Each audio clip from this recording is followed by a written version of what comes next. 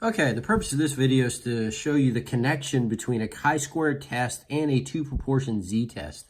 Whenever you have a situation like this where you have a matrix, a 2x2 matrix, where you notice is categorical data, you have a choice. You can either do a chi-squared two-way test, as we've done in section 11.2, or you can do a two-proportion z-test. Now, if it's any other size, if it's 2x3, any number that's bigger than 2, 2x3, 2x4, or 3x4, whatever, you have to do the chi-squared test. But if it's 2x2, you have a choice, the two-proportion z-test. And I'm going to go ahead and tell you from the beginning, I mean, you're going to end up with the same p-value as long as it's a two-sided test for the z-test. The advantage of the z-test is that you can do a one-sided test with it. You can do, in other words, greater than or less than. Like in this case, you could say, well, is the proportion that experienced nausea with drug A, is it statistically significantly greater than the proportion that experienced nausea with drug B?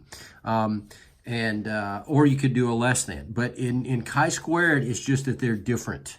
You can't go like one is greater than, one is less than. It's just different. So, but I wanted to make that connection, and also just wanted to review for you the, kind of the how to do the chi-squared calculations, which can seem a bit complicated. Of course, your calculator is going to, in essence, do it for you. So let's look at this situation. So it says a doctor wishes to know if there is a difference in the patients who take drug A and the patients who take drug B in regards to whether they experience nausea after they have taken the drug. Data shown below. So this is clearly categorical data. And so that means we could do chi-squared. It can't be quantitative. It can't be some form of thing like their height or their weight or their, some sort of quantitative value, as we've discussed. Now, perform a chi-squared test. Now, in this case, you notice it's asking for a difference. So the best chi-squared test here would be the chi-squared test of homogeneity. Chi-squared test of homogeneity. Now, we don't know about randomness here. It doesn't say how we got these patients, which I believe there's 111 of them. So chi-squared test of homogeneity of populations would be the one. But the key thing is it's saying, is there a difference? And that's telling you homogeneity. We've got, in essence, sort of two populations here: the population that took drug A and the population that took drug B. If it had said up here, is there a relationship between which drug they take and whether they experience nausea, that would be a chi-square test of association independence. But anyway, so the first thing, so we'll do the chi-square test first, but we can also do a two-proportion z-test, and I'm going to show you. And I don't want to rush through this too quickly, but of course I did an example of the chi-square test of homogeneity on the other video in section 11.2.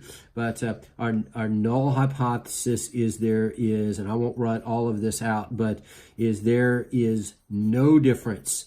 There is no difference between the patients that took drug A and drug B in regards to whether they experience nausea. And the alternative is there is a difference. Now, make sure there is a difference. Make sure you write all this out as you're supposed to. And then we would go through our conditions. We have to have randomness, which we don't have in this particular example.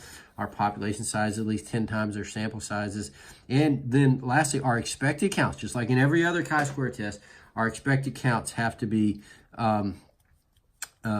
greater than 5. Now, to calculate your expected counts, once again, you would remember in regards to chi-squared, your expected count for each cell. Your expected count for each cell is equal to the row total times the column total over the table total.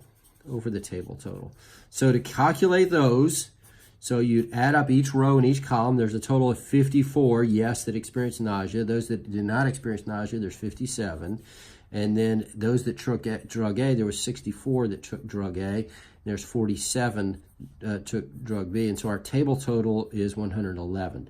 So in other words, the expected count for drug A and yes is going to be, well, that's this cell here. It's going to be its row total, 64, times its column total, 54, over its table total, 111. And that, as it turns out, is 31.135. And you would do that for each of, for each of those in essence. Now, I want to show you how to quickly see your expected counts with your calculator. And you would do that for all 4 cells. Now, your calculator is going to do it quickly for you. So let me show you how you would do this with your calculator. So what we'll do is we're going to enter these values in a matrix, and we did this before in section 11.2. We go to our matrix menu, which is right above the X and the -1 button there. So you go second matrix, and then you want to go over to edit. So you hit enter on edit, and then you would go 2 by 2, so it's 2 by 2, and then you enter the numbers 26, 38, 28, and 19. So it's ready to go. Now, you don't have to enter the expected counts. Your calculator is going to create them for you automatically once you do the chi-squared command, which I'm fixing to do.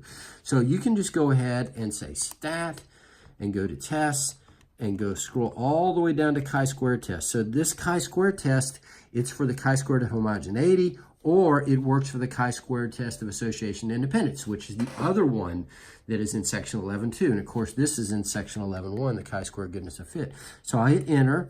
Now, and I always put my, my observed counts in list A, and it's going to put the expected counts in list B, which you have to write down the expected counts to check your conditions. They all have to be at least 5. And it will calculate the expected counts for you and put it in next B. So I go calculate. And so there is the 3 numbers I have to write in my mechanics. And so therefore my chi-squared test statistic, chi-squared is equal to 3.895. My degrees of freedom is equal to 1. Remember, degrees of freedom on these two-way things is number of rows minus 1 times number of columns minus 1. So that would be 2 minus 1 times 2 minus 1, which is just 1. So this is a very right skewed.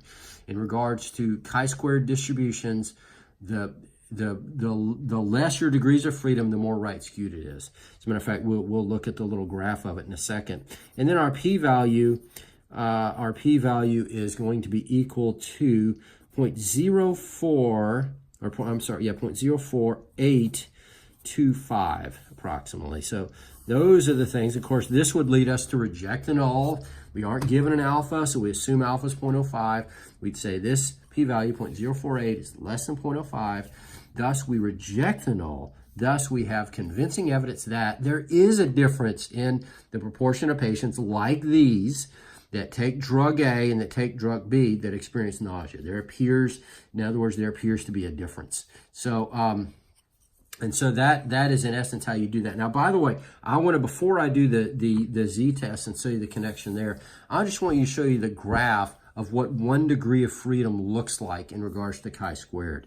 So if we go stat, and if we go test, and if we go to chi-squared test again, the same thing, chi-squared test, and if you hit the draw function, what that's going to do, and I talked about this in the previous video, that is going to draw the distribution of what if we did many, many, many different tests like this. All right, assuming the null is true, this is every value that this graph represents, every value that our chi-squared test statistic could take in repeated sampling.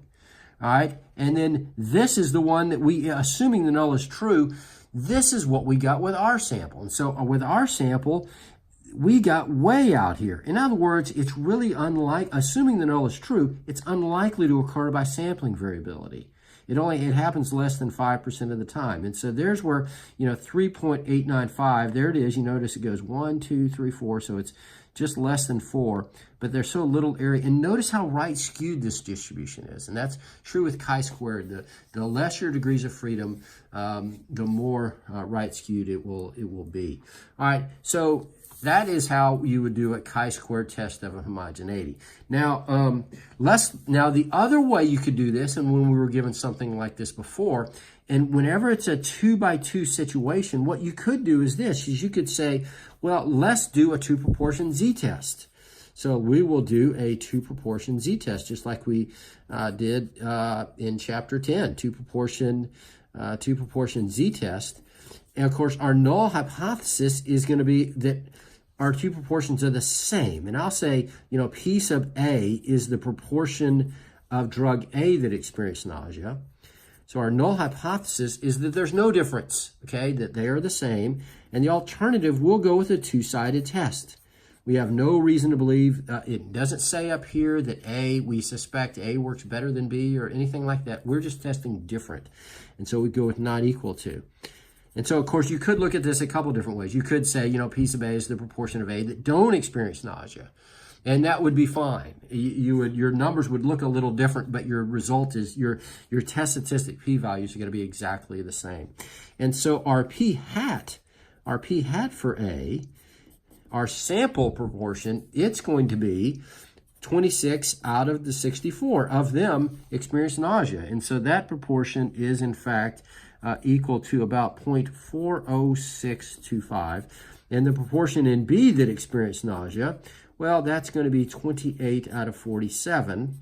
And that, in fact, is equal to approximately 0.59574. So they certainly look to be pretty different.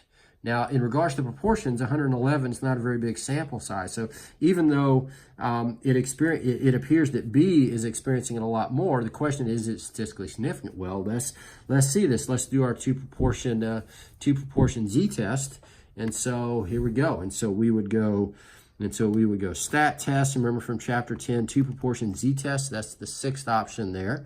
And so the first one is 26 out of 64. Remember, x, these have to be integers. You can't enter the p-hat here. You've got to enter your x and your n. And so the second one's 27 out of 47. We're going with a two-sided test, so it's not equal to. And we go calculate. And so look at that p-value. It is, in fact, exactly the same, equal to that. We get the exact same p-value. All right, in our z-test statistic, is negative 1.973618.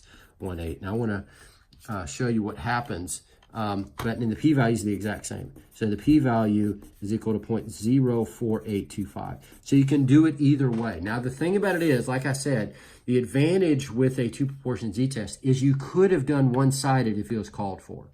You know, if it had set up here, we suspect that the proportion that experienced nausea with drug A is less than, then of course you would go less than there. And you could, and of course the p-value you would get would be in essence half of that. But that's the advantage of a two proportion z-test. But the other thing is this test statistic has an interesting relationship here. There's a reason we call it chi-squared, because it is in essence kind of an estimate of variance, and this is sort of a standard deviation thing. If we were to square that z-test statistic, and so if we were to say, you know, negative 1.973618, and we were to square it, look at what we get.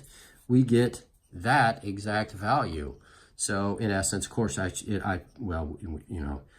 should be positive. I should have squared the whole thing, and I didn't. But anyway, but so there we go. And so we get the exact same test statistic. So that is in essence the connection between a chi-squared two-way test and a two proportion z-test.